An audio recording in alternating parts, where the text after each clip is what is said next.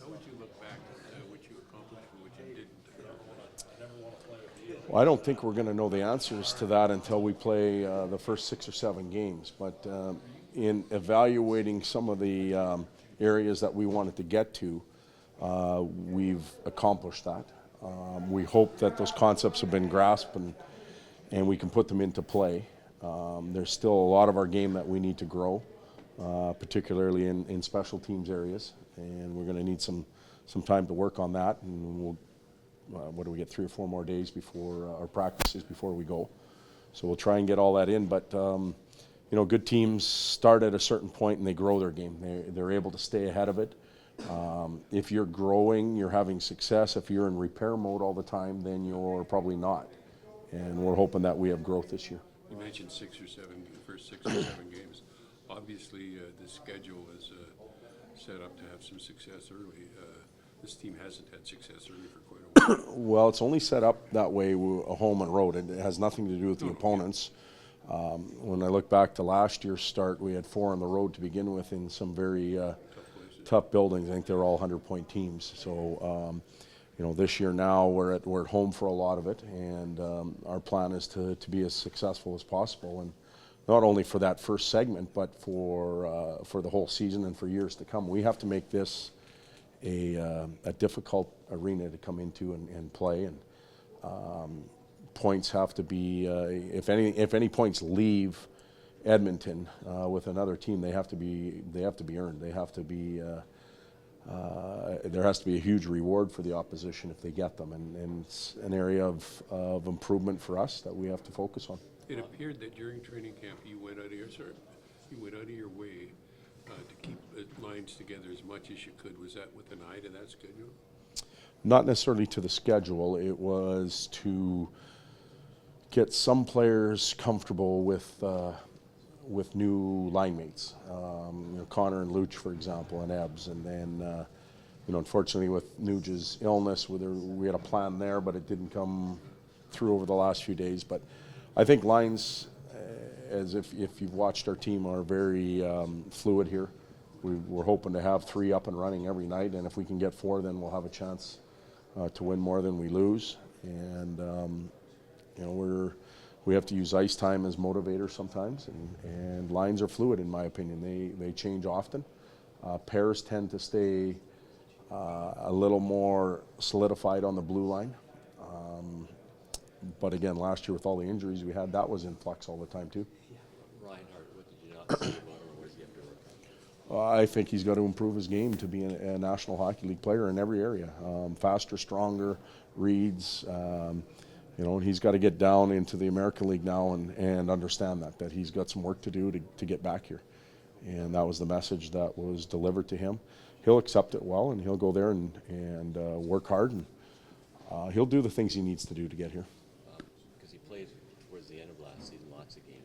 Did he not improve from that, or was he just kind of let it level? Well, the improvement in the summer is only physical, because there isn't any hockey. You don't go to hockey school or anything like that when you're in the NHL. So you have a chance to improve physically and condition-wise, and you know, visually you can maybe watch your games or look at shifts, but there's no chance you have at becoming a better player because of summer hockey or scrimmages or anything like that.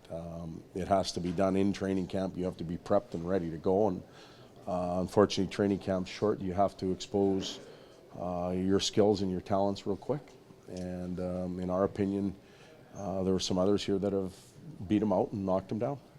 Last year you started the season with 8D, and are you going to go the same this year, or are you still a lot of it will depend on injuries and you know, the personnel that we have in and around our locker room at that time when we make the announcement of the 23-man roster.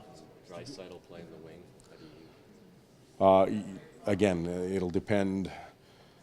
Nuge is finally back skating. Nuge comes back, we lose Kajula. So there will be times where Leon will play on the wing. I don't know if it'll start that way or not until we get the injury things sorted out. Will it be that way tomorrow night because you can We'll see. There's a chance Leon will get some time on the wing tomorrow night, and we'll go with some other centers. Did you go into tomorrow night's game with anything like very specific, a decision between two players or a specific spot on the team that's really in the forefront of your mind? And if so, can you tell us what they are? Well, no, I'm not. I'm sure not going to share it with you because I would share it with the players before. We'll approach the game looking at every individual. And again, this is the message you can ask them. I've sent to them before each game. Are you ready? Are you as an individual ready to play at the highest level that you possibly can? And forget the collective part of it. Can you bring your game right now? And tomorrow that'll be the challenge again to each of the individuals in that room. We're slowly putting it all together team-wise, but individually, you know, we'll look at a couple guys in each of the positions, and the decisions, a lot of them are going to be made on health, which is unfortunate. It's not the situation we want to be in this early in the season, but that's just the way it is. Like Kajula and Versteeg had a no contact. Is he almost ready to get back to practice? No, he didn't finish the day, so he skated lightly, and you know, casually skating and practicing for me are two dramatically different things. So once Chris is ready to skate and really get involved in practice, then we'll start talking about him being in the lineup, and the same thing with Drake. But in Chris's case, he's on a tryout. Doesn't have a contract, so. Yeah, I'm not sure about how the rules. I don't know how the rules work there, but you know, we'll make decisions as we go forward. And what about where does Ferentz sit on this whole thing? Does he have to go on the roster to start the season, then go on long term? That's a good question for Peter. I don't know those. I don't know the roster rules when it comes to IR, LTI, or anything like that. So that's a level above me. Going into this rink, or any team going into a new rink, with the energy, both internally with the team and externally with the fans and everything like that, should it be worth a few more points to you?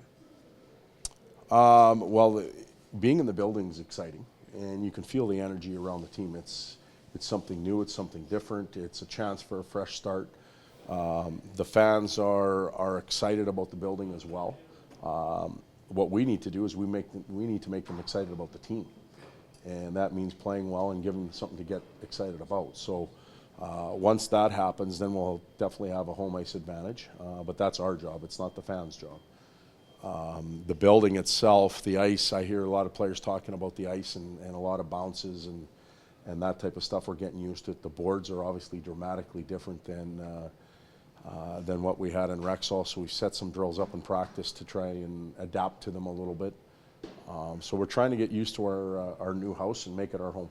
The only thing I could think of as a potential negative in the short term is that it's like a neutral site game in a way because neither team's played in here. Yeah, well, but we have the luxury of practicing. We have the luxury of our own fans. We sleep in our beds. We eat at home.